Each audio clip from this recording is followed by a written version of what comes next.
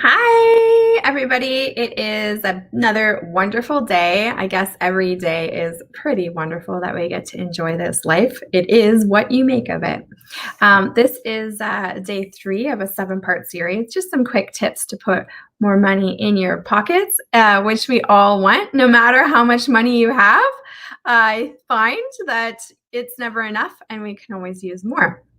Money is a tool, definitely, that we get to do more good with. So the more that we have, the more good things we can do with it. But sometimes we get stuck in a rut and we just get in the habit of doing things and we don't realize the impact it has on our money.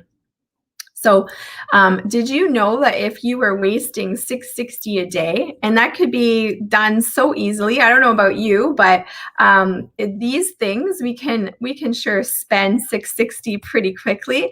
A quick trip to Starbucks or Timmy's or wherever you go every day, that adds up. But if it was just $6.60 a day, what does that mean long term to your pocketbook? Did you know that if you took that $6.60 a day and you invested it and you were getting a 10% rate of return, which it is possible, absolutely, in these days to get 10% rate of return, depending on where you're going. But over 10 years, that would be $42,000 that you've basically missed out on. And over 30 years, it's actually 434,263. That's a lot of money when you are really thinking about it. And sometimes we're spending that 660 almost unconsciously without really realizing what it's doing to us. So just to be aware, right? There's 2 ways to get more money in our pockets: make more, spend less. So you got to decide which one you want to be. I like to do both. But the tip today is just looking at creditor insurance. So a lot of people have creditor insurance and they don't realize it, or they don't realize the impact it's having on their pocketbook.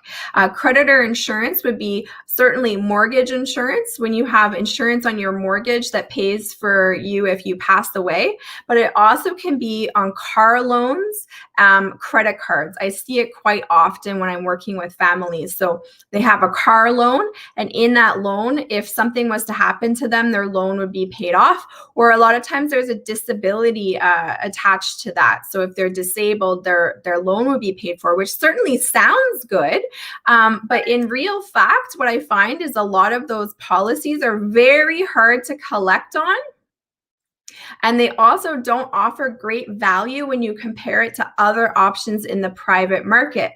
So a lot of folks are paying a lot of money when they could probably have good coverage somewhere else for equivalent dollars or less dollars and have more control over it, and maybe have something that would serve their family better when the time came. So, take a look on your credit card. Capital One has it quite often. Is the bottom of it, there's a little bit of a fee every single month to protect your balance. And a lot of times they have that fee whether you're carrying a balance or not. So take a look at your loans. Take a look at your credit cards. Every $3, $2, $4, we don't feel like it matters, but when we compile it, and certainly as I just showed, when you add on some interest to it, it really makes a great difference. So I do suggest you take a look at your creditor options. See what you have for private insurance. If you don't have it, maybe look at getting something different to use that dollars more wisely. But definitely that's one place that I find folks can find a lot of money. One family I worked with, it was equivalent to hundreds of dollars, over $400 a month they were paying to creditor insurance and not getting very much protection out of it. And instead, they're able to look at something different for a fraction of the cost, which meant that the difference was going to their retirement plan. So it made a huge, huge difference to them. So I hope that tip helped. This is 7-Day Blitz. Hope you have a great day, and I'll see you tomorrow.